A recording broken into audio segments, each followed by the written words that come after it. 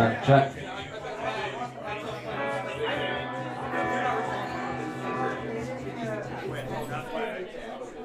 Hi, everybody. Thanks for coming to Space Station.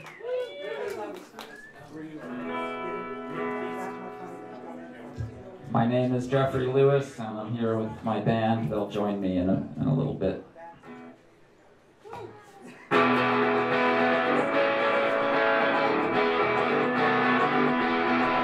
We look back and say people were morons. They were lunatics, numbskulls, and harebrains. Because in old times, the bars allowed smoking, and ashtrays were built into airplanes. Such schmucks, those poor nicotine addicts, they'd freak out if 1 hour or minute their mouth should feel nervous or naked without some cigarette to stick in it. Yeah, but if you could give me the choice now to end up as a lung-cancered crone, to be hooked on Marlboros or Camels, versus now being hooked on my phone, well, at least smoking looked freaking badass for rebels and rock bands and rappers, men and women who did things their own way, cool cowboys and beatniks and flappers. But right now with my smartphone addiction, just like yours, just like hers, just like theirs, we're all shopping at one big McDonald's with one drug for both rebels and squares. And I know future folks will all mock us, call us dumbasses, clowns, and unfortunates, falling prey to an all-day addiction, willing slaves to the corporate extortionists. They'll look back and say people were morons. They were lunatics, numbskulls, and harebrains. Because in old times, the bars allowed smartphones, and USB ports were built into airplanes. Such schmucks, those poor phone and web addicts, they'd freak out if 1 hour or minute their eyes should feel nervous or naked without some kind of phone to stick in it. Those old smokers at work desks or discos, we look back and say, God, they were clueless to puff away, hooked in all places. No modern smart person would do this. Such smokers, such exploited suckers, so deceived by the cruel corporations that would prey on their poor helpless lung cells with that addiction that swept through all nations. Oh, but now we're so smart and so healthy, we'd never be such hopeless junkies. Yeah, but now we're addicted to smartphones. It's the new trick that's made us all monkeys. We say, gee, won't a smoker just quit it? Go cold turkey, be brave, be empowered. Because in cars or in discos or rock clubs, you keep clutching for your smokes like a coward. Yeah, we look down our nose at those addicts, at the terrible things smokers did. They couldn't stop it at work time or playtime. They'd even do it in front of their kid. Yeah, but if I try to go 1 day without phones, let alone get to total sobriety, ha! Those smokers would run rings around me. They'd all laugh while I die from anxiety. So just see who the more helpless victim is, with the addiction that keeps us unfocused, that now preys on our poor helpless weaknesses and swarms Earth like a ravenous locust. So those smokers were just downright lucky, man. It was possible, at least, to kick those things. Now watch me step out, light up, and check Instagram, cause my dumbass is addicted to both things. Oh, they'll look back and say people were morons. They were lunatics, numbskulls, and harebrains. Because in old times, the bars allowed smartphones and USB ports were built into airplanes.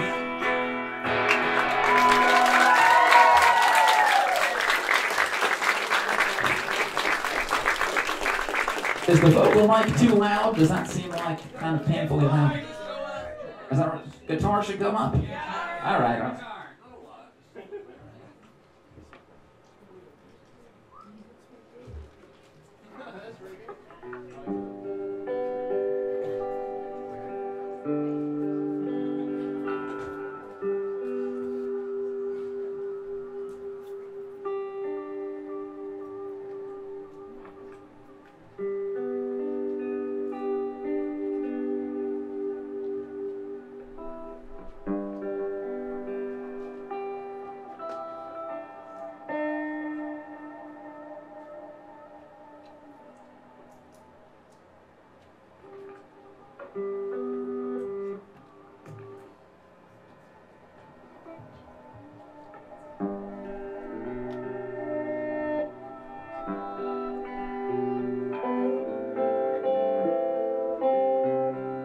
Before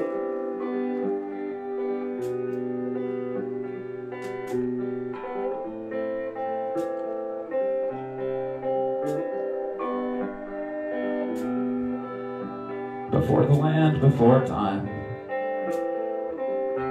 there was a time before land, when the world was just slime, and Krongu was the brand. Yes, Krongu green sludge was the popular item. There might have been better sludges, but no one ever tried them. Bought and sold by the platter. Green slime by Krongu. It was the most popular matter. It was the most popular hue. It was from sea to sea. It was from dawn to dark. It had thoroughly cornered all of the market. All other colors were in absentia. Back in BC 10 zillion, there was no puce or magenta, no chartreuse or cerulean. There was no red, yellow, or blue. Well, to put it properly, there was green slime by Krongu. It was a total monopoly. So if you'd had stock in the Arrow, for a while it would have skyrocketed. It could have been mucho dinero that you could have stood to have pocketed. But if you missed out on that ship, you have my sympathies, kid. 'Cause Krongu's value dipped, as those slimy seas did. And land started to pop up, in dribs and drabs at a time. And creatures started to hop up, from the oceans of slime. Krongu's grip started slipping, with this slew of innovations. There was now competition from some new corporations. And there's so many styles, and it all seems so nice. These millions of aisles of life's merchandise. Some tiny, some giant. Some could chirp, some could buzz. Rebellious or compliant, with scales, feathers, or fuzz. Some were stupid as turnips. Some were lowly as corals. Some had high-minded concepts, dreams and ideals and morals. Some were sweet, some were salty. Some were fanged, some were toothless. They were pretty but faulty. They were popular but useless. Yes, I guess I got fleeced. I got baited and hooked by each dream and each beast that didn't work as good as it looked. 'Cause each one crapped out and broke. Built to last, forget it. Get a refund, that's a joke. You can't even exchange for store credit. Someone do some muckraking, an expose, a news tip-off. I'm afraid this whole place is a heartbreaking, fraudulent rip-off. Forget friends, family, hearts, dreams, trees, birds, dogs, snakes. Forget you, forget me. It's all cheap stuff that breaks. So in the land after time, and the time after land, they'll probably just roll out the slime in the most trusted brand. Yeah, when push comes to shove, it'll be Krongu. No dismissals, no disbarments, no more tears, no more love, no more crew of disposable varmints. 'Cause before the land, before time, there was a time before land, when the world was just slime, and Krongu was the brand. Yes, Krongu green sludge was the popular item. There might have been better sludges, but no one ever tried them.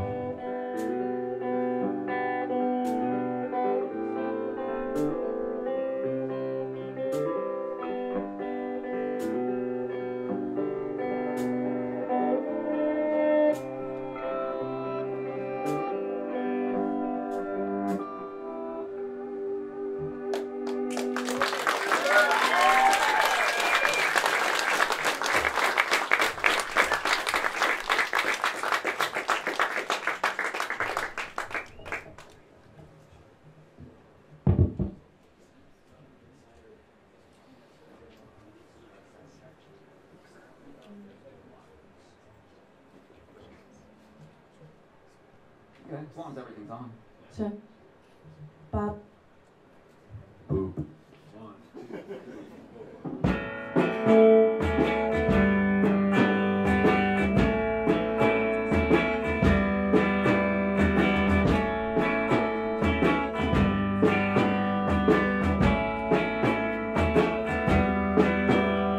It only takes a moment to collect my thoughts. It only takes a moment to move on. It only takes a moment to collect my thoughts. It only takes a moment to move on. My brain is like a puppy and it doesn't know better. It gets in trouble if it gets away. I gotta be more tough, I gotta grab it by the scruff. I gotta sternly teach a better way. I'm getting into trouble if I don't keep watch. My mind is like a pup that makes a mess. If I see it heading where I don't want it shedding, I've learned to let it roam a little less. I've learned that bad things happen if I don't pay attention. If I turn around and suddenly it's gone. But it only takes a moment to collect my thoughts. It only takes a moment to move on. It only takes a moment. It only takes a moment.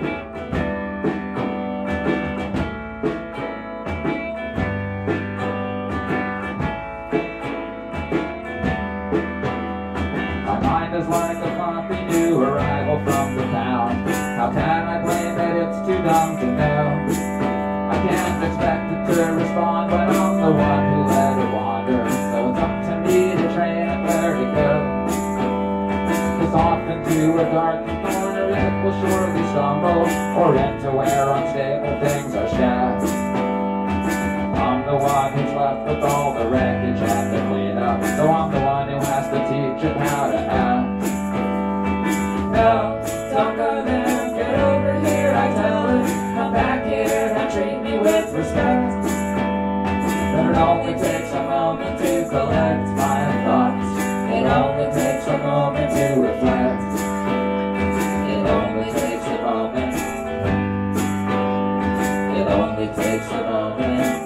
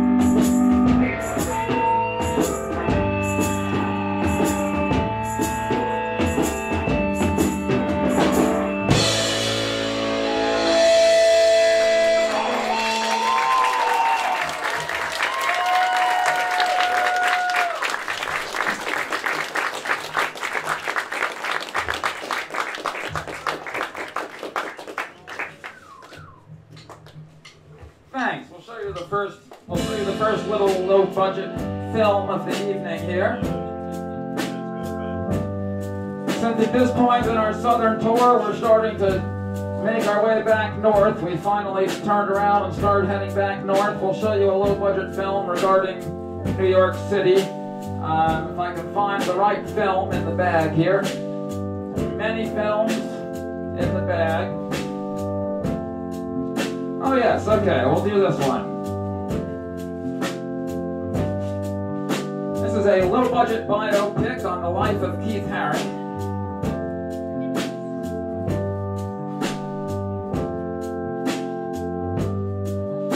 To Kutztown, Pennsylvania, in the east of the state, came the baby Keith Haring in 1958. He tried art school in Pittsburgh, but he didn't stay long. They taught how things were done right, except to him that felt wrong. He was gay, he was cool, he wanted sex, drugs, and art. He came to New York for school, where real adventures could start. He studied words and abstractions, funky patterns and lines. He wanted raw interactions, he saw a language in signs. And small underground clubs, he organized crazy shows, parties where anyone's welcome, art nights where anything goes. He loved the world of graffiti, where being seen was essential. He tried ways to repeat it, using flyers or a stencil. The 1980 Times Square show was an art melting pot. Bronx and Brooklyn and Soho, young Keith and young Basquiat. Now Keith's art was reaching into clear lines and forms, where little people and creatures came in mysterious swarms. In '81 in New York, where subway ads were untaken, Keith started using white chalk to draw these forms he'd been making. And he made hundreds of drawings till the whole city could see him. And art for all kinds of people, not just inside a museum. Then he got to do animations on the big sign in Times Square. Keith's figures from the train stations were catching on everywhere. By '82, folks were paying just for Keith's paintings from home. Galleries asked to display them where famous artists were shown. And when his galleries opened, these were exciting events, because from Warhol to breakdancers were all Keith's fans and his friends. And as his art spread all over through 1983, up shot this upstart from nowhere to art world celebrity. Now in his first long relationship with big money and press, Keith's hard work and sweet nature were not changed by success. And from the old Berlin Wall to every sculpture and kid, from giant murals to small, he'd never sketch what he did. But Keith's problem with fame was his art couldn't stay free. Now if he drew on a train, it got stolen instantly. So in 1986, he launched his pop shop art stores to keep his art in the public, not behind gallery doors. Also, unlike normal artists, Keith used brave, simple text to speak on AIDS and apartheid and crack and safe sex. But no one knew about safety when Keith had been young. AIDS took him in 1990 when he was just 31. Keith's explosive short lifetime and bold, generous heart speak like an infinite fountain from some deep wellspring of art.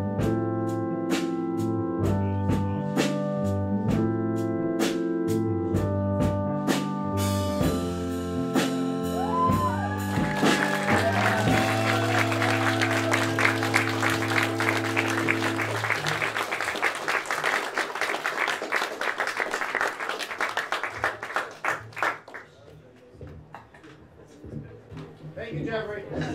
You're welcome. Voice from the rib.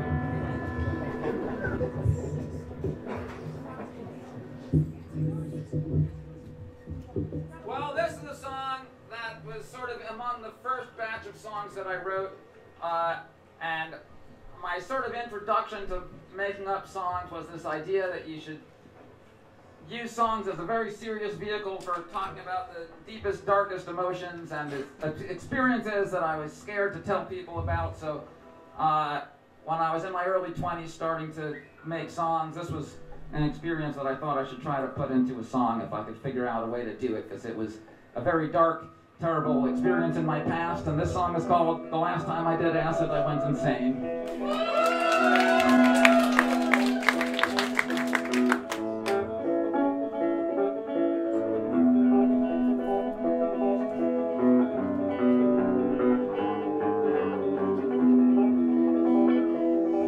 It was a night in July, a bunch of years ago. Why'd I eat the acid? I don't know. I wasn't thinking and I wasn't scared. Why'd I eat the acid? I wasn't prepared. The last time I did acid, I went insane. And I was hanging out with some friends, just getting loaded, when all of a sudden my mind exploded. I realized I was gay and I got paranoid. I was sitting on the floor listening to Pink Floyd. The last time I did acid, I went insane. And I was drawing crazy pictures, and before I was done, the pictures started pulsing like an alien lung. And I said, oh my God, this has just begun. And it was 12 more hours before I was done, and we were up on the rooftop. And I'll tell you the truth, I was convinced I'd already fallen off of the roof, and this weird metal things around that space, they were probably teleporting me from place to place. The last time I did acid, I went insane. So we ran back downstairs where it was better to be, but I was trapped in spiral staircase infinity, and when we got to the door, I couldn't go inside, because it was the gates of heaven, and I had died. The last time I did acid, I went insane. And this kid named Grim, he punched a cat in the head. He could read my thoughts, that's what he said, and he described what it was like. But I didn't believe it, like lifting a rug and seeing stars beneath it. Ooh.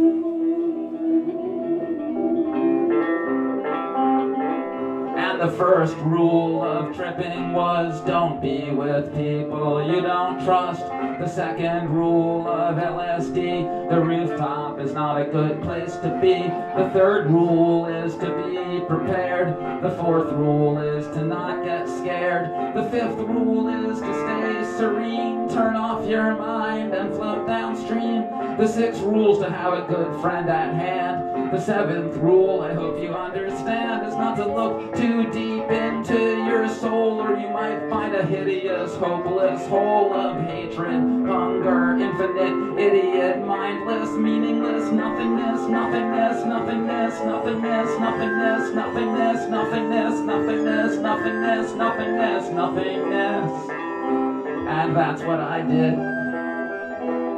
And every aspect of life that I selected was instantly and brutally dissected. I saw the horrible emptiness within, the reasons behind everything, and it was at that moment that I went insane. Because I started thinking very seriously and deeply about big important topics, like the meaning of life and the nature of human consciousness, and things of that nature that a 16-year-old on acid should not be bothering himself with. All of my friends were just having fun and getting high, but no, I was insisting to myself that I was in this for more serious purposes. Having fun was for lesser beings. I was a serious philosophical teenager type, and I was doing this for some kind of deep psychedelic meaning. I was after meaning, the meaning of life. But then on this occasion, unfortunately for me, I actually did find the meaning of life, and I soon realized that by finding the meaning of life and the horrible secrets contained in the meaning of life and the secrets that were revealed to my poor young brain, I wasn't ready to handle those secrets, and my consciousness was so damaged and destroyed by the things that I had realized that I knew that I would never be able to live a normal life again. And I had somehow, through such bad luck and through just terrible decision making, I had destroyed my consciousness, and I would have to live the rest of my life not only with a destroyed consciousness and an impossible life that I could not live, but I would have to not tell anybody, because then I would destroy their consciousness with the things that I had learned, and it would spread until the entire human race was destroyed. And it was my responsibility to have to keep these things to myself and not tell anybody, and that was going to be a tremendous burden that I would have to carry for the rest of my life, to not tell anybody these terrible things. And so I kept them inside.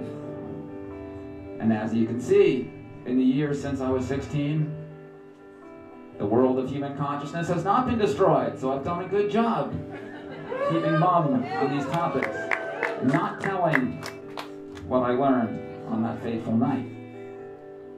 But I'll tell you tonight. And I apologize in advance for destroying your consciousness, but at least, although I will have unburdened myself of this terrible secret. You will now have to share this secret with me and not tell anybody outside this room, because although all of our consciousnesses will be destroyed, at least we'll save the human race from the horrible destruction that we have to carry inside ourselves for the rest of our lives in burdensome silence. But I just can't take it anymore. I have to let it out. So, what I learned that night was that everything is meaningless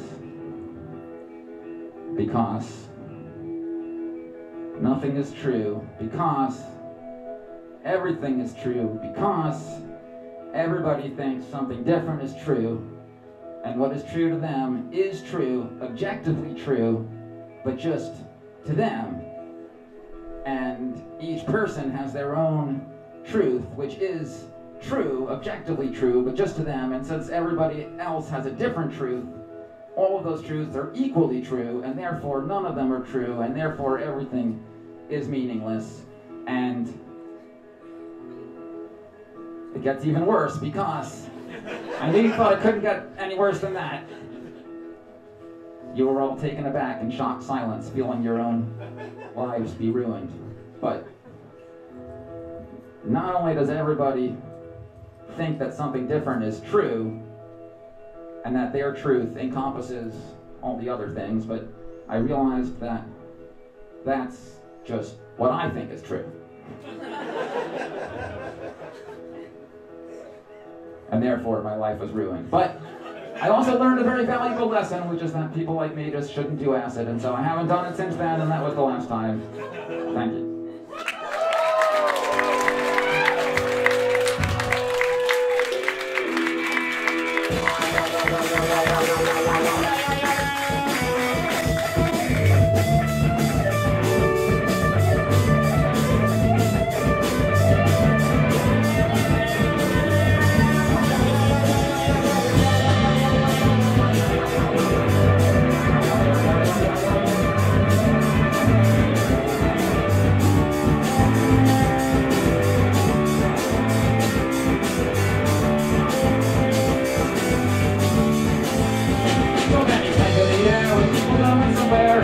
On the radio dials, and all the signs pointing towards awesome times, and the messages signed up with files. I woke up on time, and the shower was fine. My exercise is getting better with practice. I can stand on the scale, drop the bills in the mail, and walk out while suffocating in blackness. So I must be out of my mind, because everything's fine. For the fact that it isn't. What's wrong with you? Out of my mind, because everything's fine. For the fact that it isn't. What's wrong with you? All the trees shaking fly, tossing leaves in the sky. A squirrel's not eating and sees me. Then he's eating again, cause he sees I'm a friend, and he knows he can just take it easy. And the morning returns, and the steamroller churns till the highway is straight and then flattened. And the sun comes and angles in warm, happy angles, and I wake up and wish that I had it. So I must be out of my mind, because everything's fine. For the fact that it isn't. What's wrong with you? Out of my mind, because everything's fine. For the fact that it isn't. What's wrong with you? If you don't learn all this.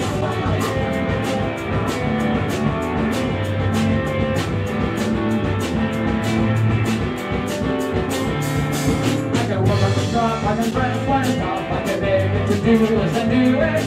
At the end of the day, I can sit back and say that's my class, and at least I got through it. I'm in a roof and a floor, and there's walls and a door, and there's a table and a chair and a bed. So I must be okay to have fun every day. I wake up and I wish I was dead. I must be out of my mind, because everything's fine. For the fact that it isn't. I must be out of my mind, because everything's fine. For the fact that it isn't.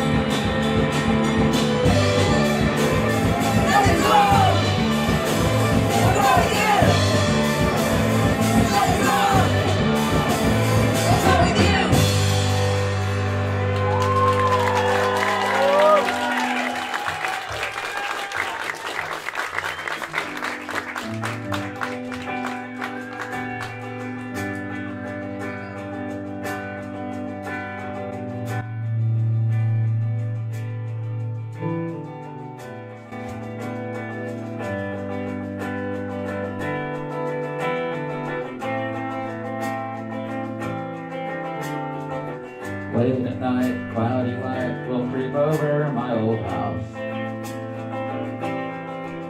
And in the chair where I once sat, someone new is there, and he'll stare at that wall, and we are all parts of an alphabet. Spell new words in new spots we're at, and the big round blue boat drifts around in the dark. When you feel like a jerk, does it make you confused? Like, how could you become as awesome as you are and still feel like a loser? When you feel ugly and petty, awkward and unsteady, just try not to forget there's so many folks who have liked you. I hope that the art school enjoys your big drawing of ruin. We've all got good things to do, and it's good when we do them. From Austin to Brooklyn, they're all smart and good looking. We're all parts of an alphabet. We spell new words with new folks we met. And the big round blue boat drifts around in the dark. And the big round blue boat drifts around in the dark. And they say that we'll drift for a while till we die in the sun. It's a spiral, it's a combination lock. I'm just hoping that I'll get it open, and that these joys and frustrations are just turns in the combination.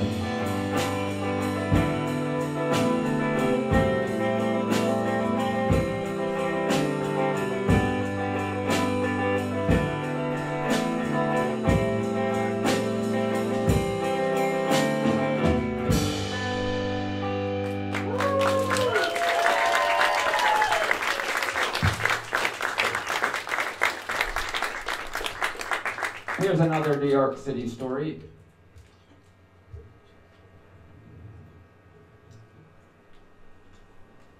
Once upon my sofa stretching, while I sat there idly kvetching over many a lame and schmaltzy show of television dreck, till I made a wise decision and said, enough with the television, when from my fire escape there flew a pigeon. A pigeon looking for a peck. It's just some flying schnorrer, surely, looking for some crumb to peck. Only this, so what the heck?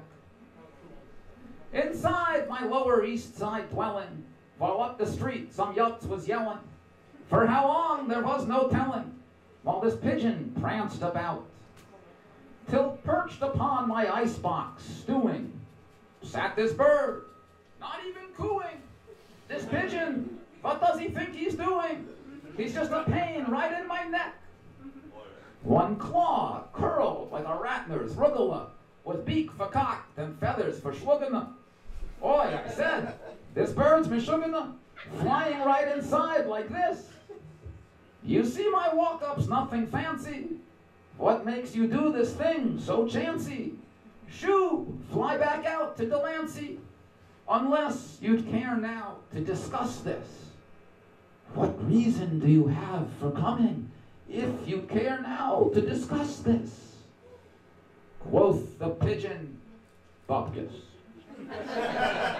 Schmuck, I said, thing of cirrus, flying rat, local or tourist, my icebox must hold something for us, to satisfy you and send you off to flap. Some old leftover Leshko's vodka, or a bissela of Moisha's babka, a matzo ball, a drop of vodka, a lekler schmeck, some little scrap. What nosh here can we please you with? Instruct us. Quoth the pigeon, Bupkis. So, turning off the Jimmy Kimmel, I spun a dreidel and scored a gimmel and said, let's go to Yona Schimmel. Surely there on Houston Street you can score a snack or 10. You must just want some nice knish to make you fly away again. Or sollst je stoppen and took us a ren. 'Cause what's for you here? Condos soar.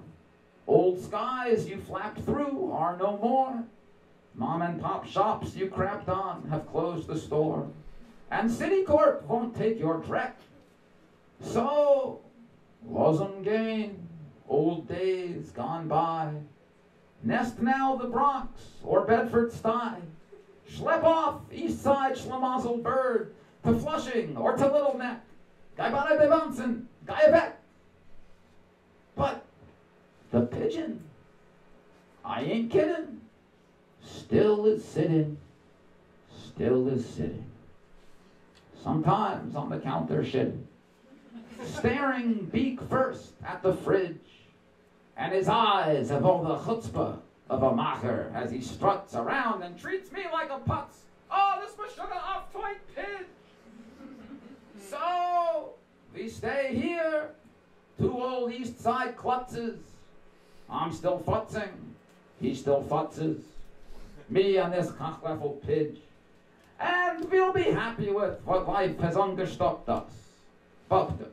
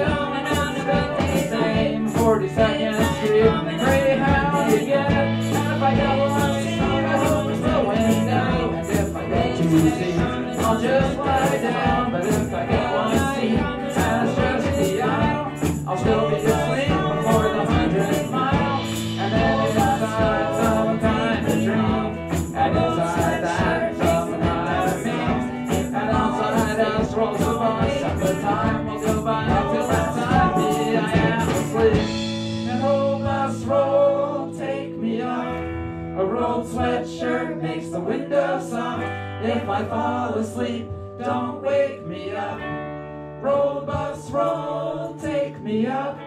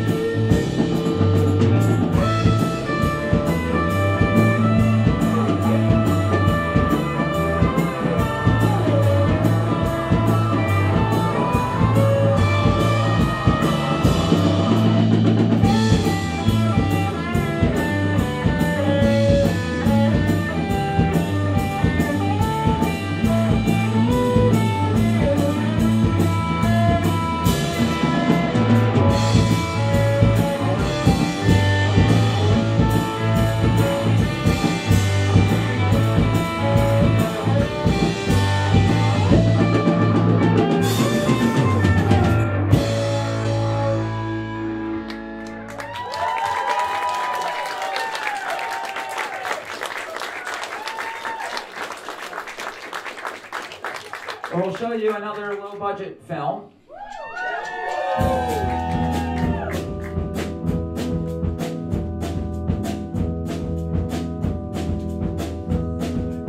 I had this weird idea during the pandemic.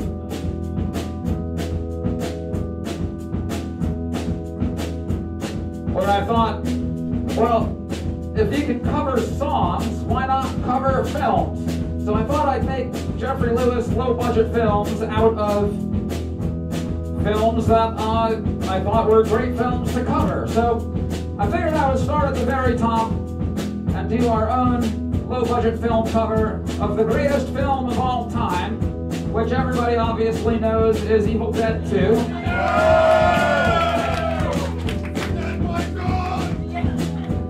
There's this evil book, and in medieval times it disappeared somewhere, none can tell. It speaks of evil things that possess human beings if anybody speaks the evil spell. But anyway, fast forward to today. It's Ash and Linda in an Oldsmobile. Ash knows an empty shack that's in the woods way back. As a romantic trip, it seems ideal.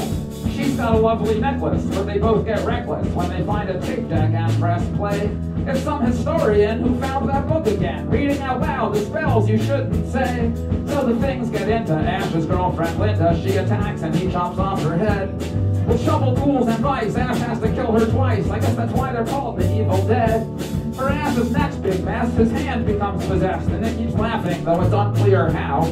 But he fights back and stabs it, sees a chainsaw, grabs it, chops it off, and yells, "Who's laughing now?" Meanwhile, like lambs to slaughter, the historian's daughter, Annie, and her research partner, Ed, take Jake and Bobby Joe as to the shack they go to bring more pages from the Book of the Dead. But Annie's folks are gone, and Annie guesses wrong that Ash killed them, though he tries to tell her. But he seems so insane, they won't let him explain. They beat him up and throw him in the cellar. And while they listen to the tape, Ash struggles to escape, as Annie's mom is down there as a demon. As her mom, Henrietta, grows eviler and deader, they all now understand why Ash is screaming. But just as Ash is rescued, Ed's the person next to gets possessed and chopped up violently. And Bobby Joe runs off and foolishly gets lost and then gets murdered by an evil tree.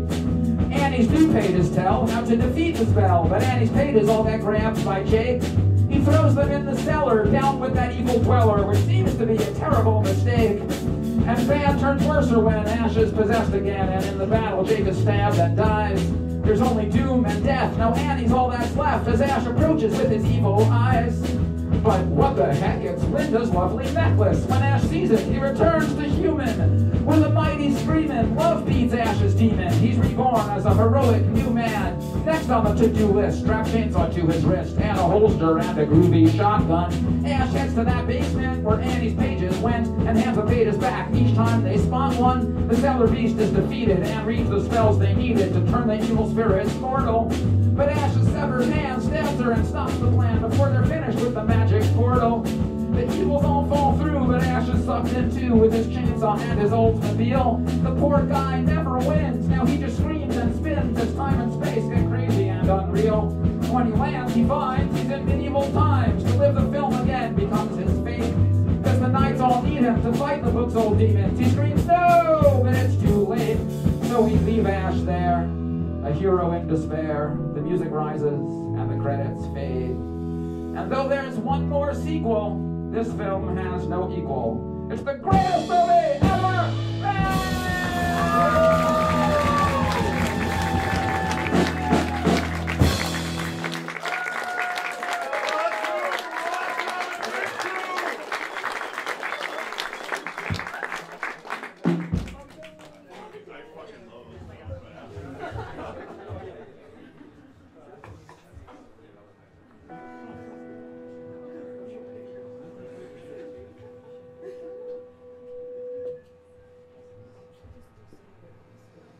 We'll do a few more songs. Thanks to Mitar and everybody who played earlier, and thanks to Space Station for hosting us. Thanks to Grasping Straws, also known as Mallory, over here on the keys. Thanks to Isabel Martin on the bass. Thanks to Brent Cole on the drums. We are Jeffrey Lewis and the Voltage, and very glad to finally be back in Orlando.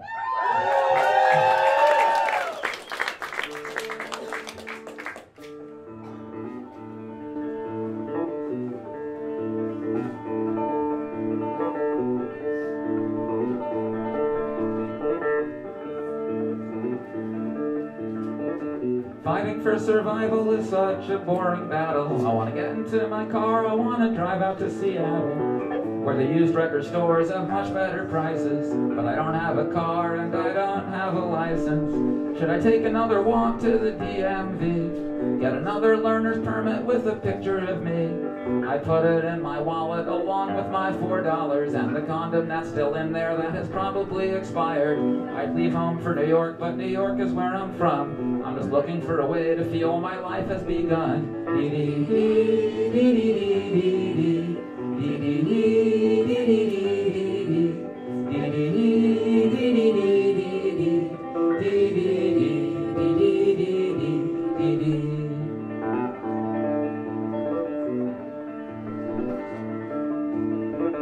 Living in the city where I'm working like a walrus, but I don't need your money, man, I'm gonna be an artist. Feeling like I want to do whatever I feel inside. Put it all on paper and I'll hope that people buy it. And my only minor worry now is how to pay the rent. But that won't even matter when I've lost my apartment.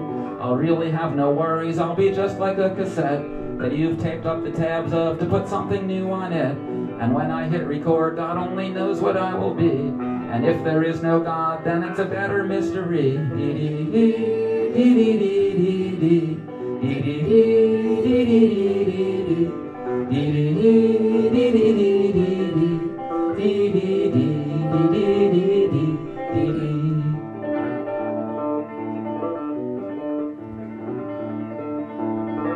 Fighting for survival, but I guess I must be winning. And my story is so long I can't remember the beginning. But am I an optimist or am I a pessimist? If I see that half full, half empty cup is half full of nothingness.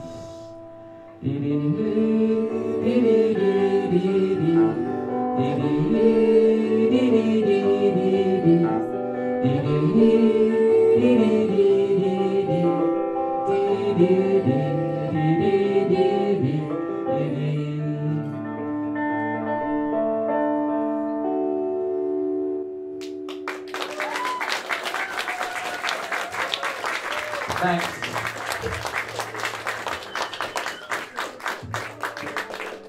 I'm going to try out some songs that I don't have memorized yet, so I'm going to use this sheet music stand here.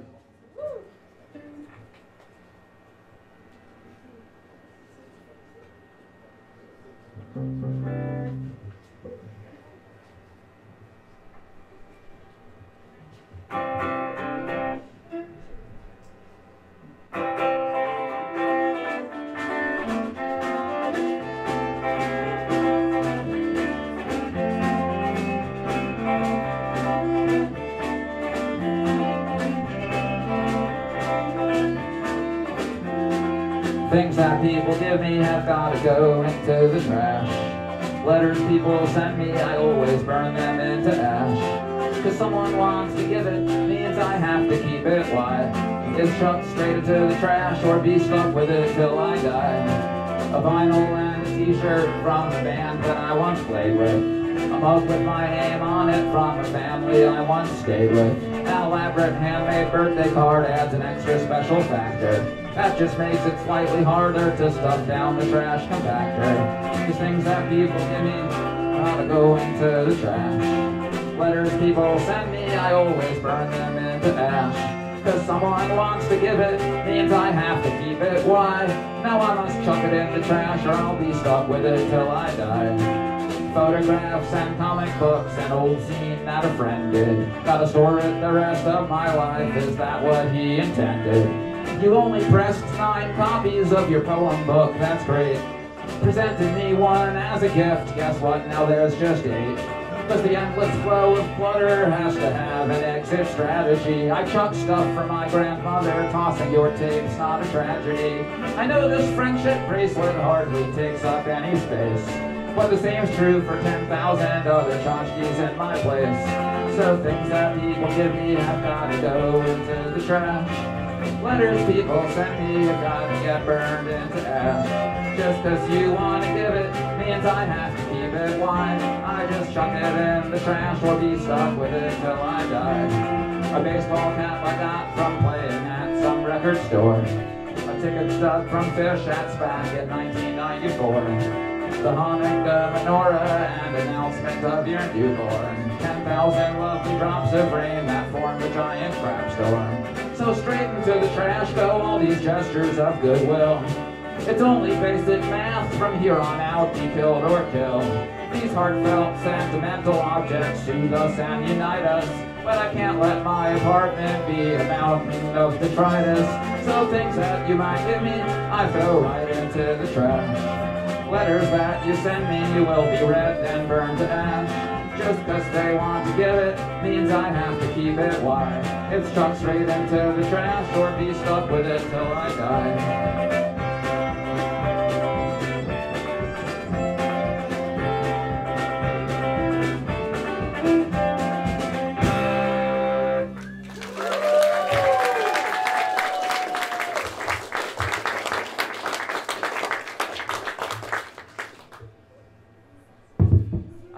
These sort of untested songs, because my usual songwriting method is to write 10 or 20 songs and then pick the best one and then throw out all the other ones. So then I have this whole pile of all the ones that I've thrown out. And on this tour we figured, just for an experiment, we would sort of pull a bunch out of the discarded pile and try a couple different ones each night. So some of these might not ever get played again, I don't know. We have a pile of them and some of them may end up back in the trash pile. This one, well, I was told I shouldn't perform this one, but we'll give this one a try. This is called If You're Ever Scared of Republican Rednecks.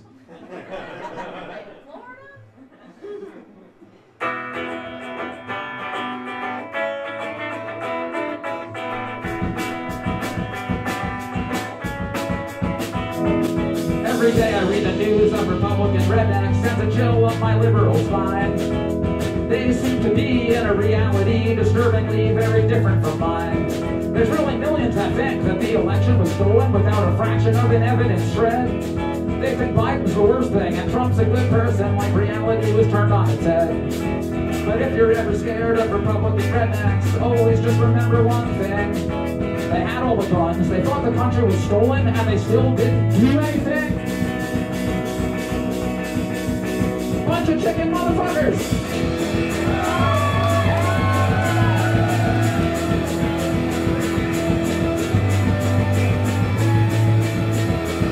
Yeah, every day I read news of Republican rednecks. They seem very crazy and very scary. They own lots of guns, they know how to use them, and they'll shoot if they think it's necessary.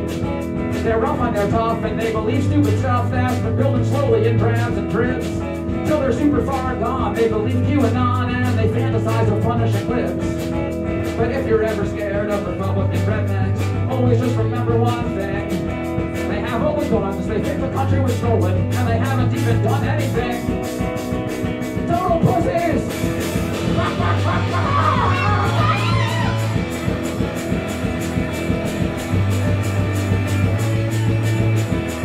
Well, they can rage up and down, they can make lots of sound, but there's nothing that those sissies can do. They've only won once in a popular election since 92.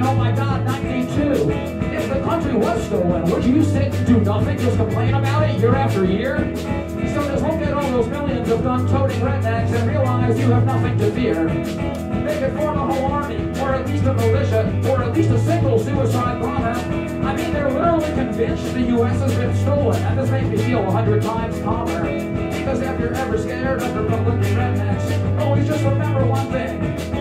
They have all the guns, they think the country was stolen, and they've barely even done anything. What a bunch of unpatriotic, shit-talking, fronted-ass, cracker motherfuckers! Unpatriotic shit I've never heard!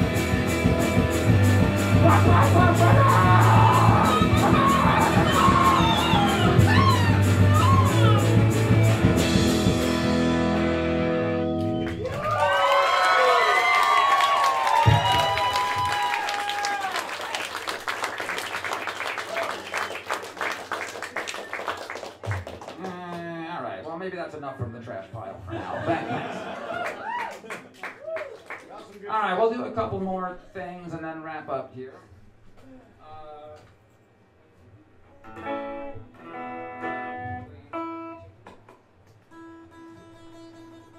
Okay, well, one thing that I'm not looking forward to about getting home to New York City is dealing with next-door neighbors.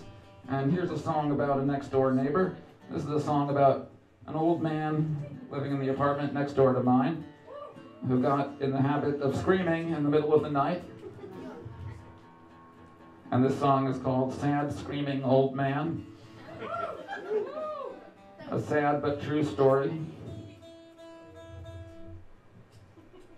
Yes? We'll give it the special Jeffrey Lewis and the Voltage introduction. Tonight for Orlando, we will say this song is called Sad Screaming Old Man!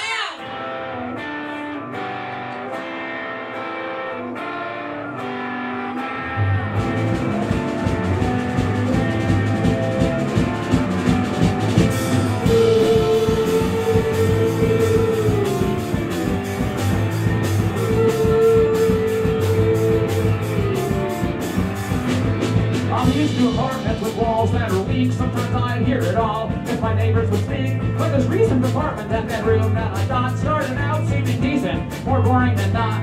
For 2 or 3 years, nothing happened at all. There was an old man next door that I would see in the hall. He shuffled politely, he wears an old suit, you know, a standard old geezer, a quiet old coot. He used to seem normal, but then all at once, he started these nocturnal groanings and grunts. It's hard to get used to, and it gives me the creeps. Pretty much every night now, he's screaming 26. Dark night of our souls, dark night of our hearts, dropping down the bottom of souls.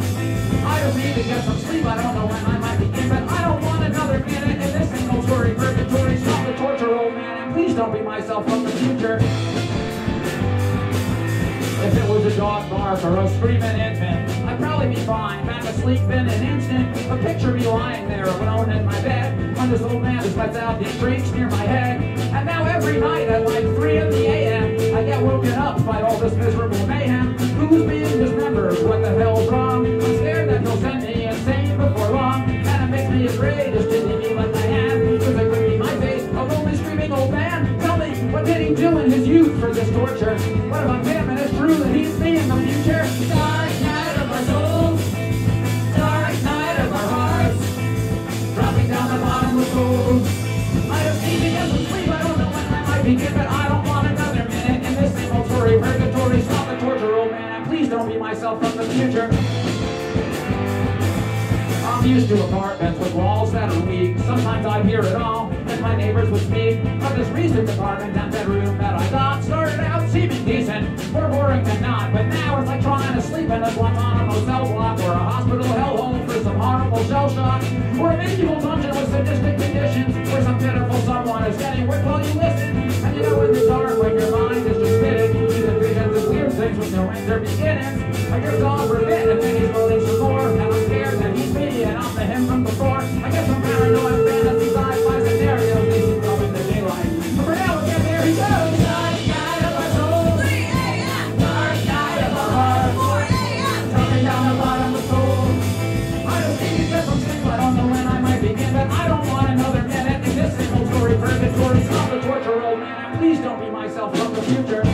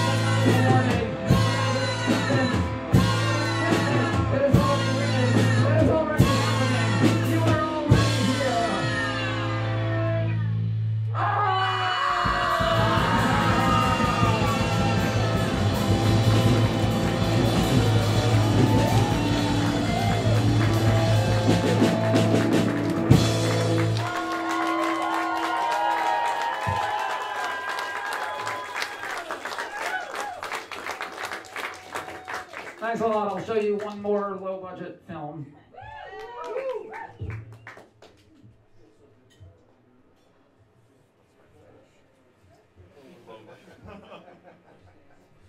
This is another cover film.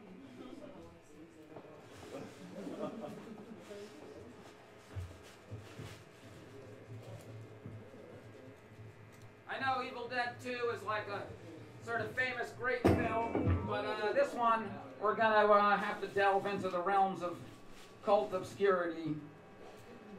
So I apologize for any spoilers.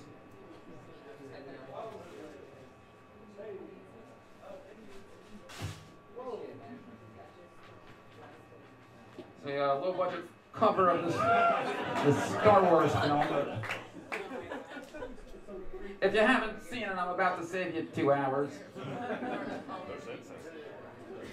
Sometime long ago, and somewhere that's way far out in space, an evil empire was building a Death Star to conquer the cosmos and use as a base.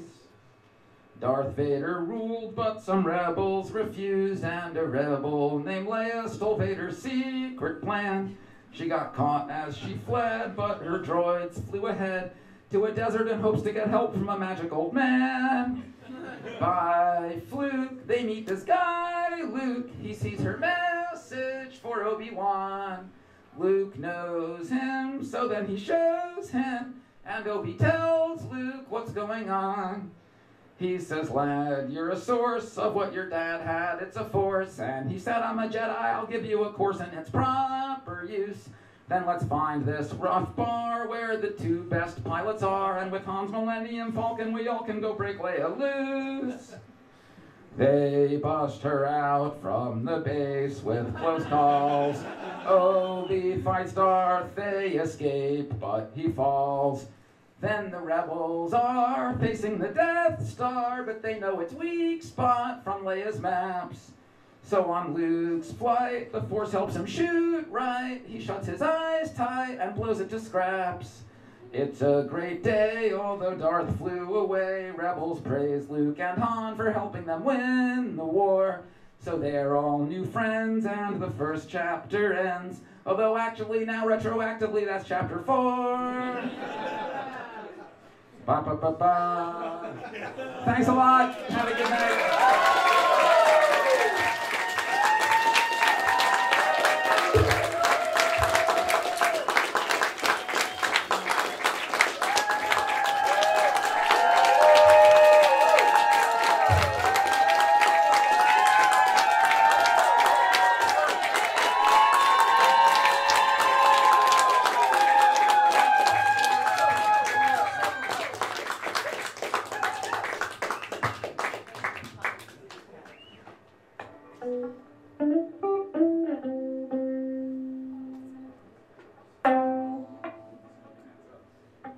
Tape or sticker on my guitar.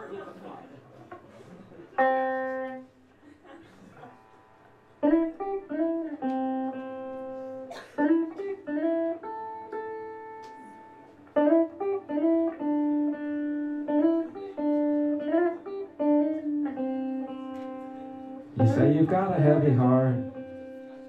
You say you've got a heavy heart. You say you've got a heavy heart. It's hard for you to start carrying your heavy old heart. You say you've got a heavy load. You say you've got a heavy load. You say you've got a heavy load. Walking down the road, carrying your heavy old heart. And you sure don't know where you're going. You sure don't know where you're going. You sure don't know where you're going.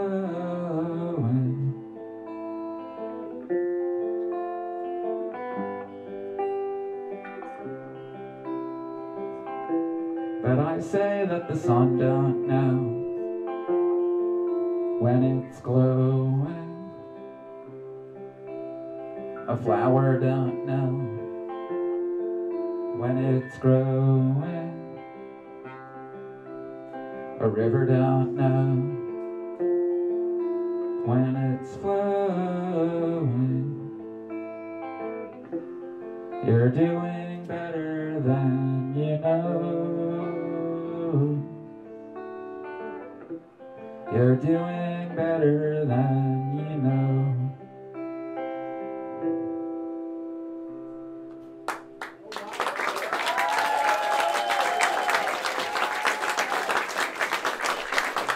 Totally untutored music makes the experts look like fools, because you can tear down walls with no skill at all. Truth and feeling are the truest tools. When you see a band flailing and wailing like the gig is their last or their first, that's when you know you're going to get a set you'll never forget, and that never ever happens when it's rehearsed. But on the other hand, totally impeccable artists at the peak of technique and control, with a life of instruction, mind-blowing production, and a genius visionary soul. Craftsmen and craftswomen, eternal, giant, and earth-shaking. Like the Colosseum or Metropolitan Museum, they are indeed universally breathtaking. So, I want to hear songs that can make me cry, plus make me want to fight like it's do or die. A thoughtful music school nerd, or an untaught fool who insanely, absurdly plays. I want it both ways. And here's another example. Totally aggressive music makes me not want to be a wimp. Because in this world, you gotta stretch to get better than yourself. You can't just curl up and go limp. Because anyone can do self-pity, anyone can whine and mope, but a gangster go-getter or a death metal shredder makes me want to act bold and cope. But on the other hand, some sensitive, shy singer-songwriter types reveal true guts to me, because I really can't stand when there's some macho band who's scared of any vulnerability. Because everyone's got secret insides. Real artists rip it all out loose. not just about a good time. They put themselves on the line, risking embarrassment and abuse.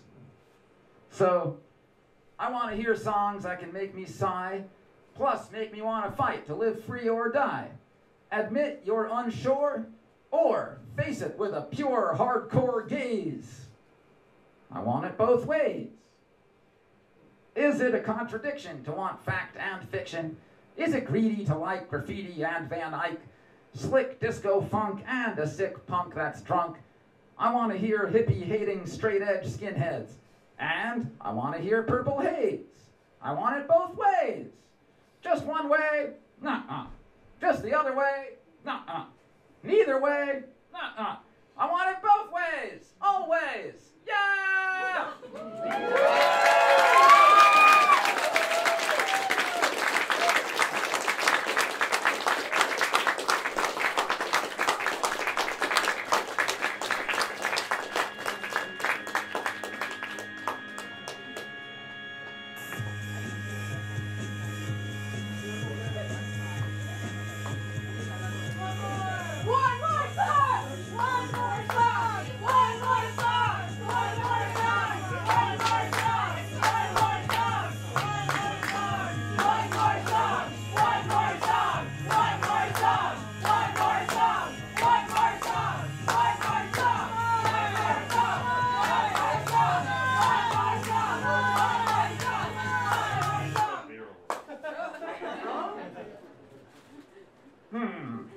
Well, it's always better to leave the audience wanting more than wanting less.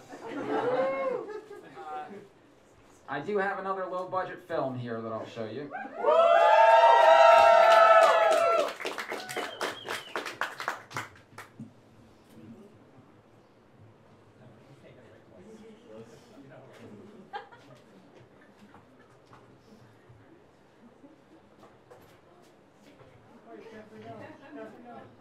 Well, if I fall off this box now, everybody will know whose fault it was.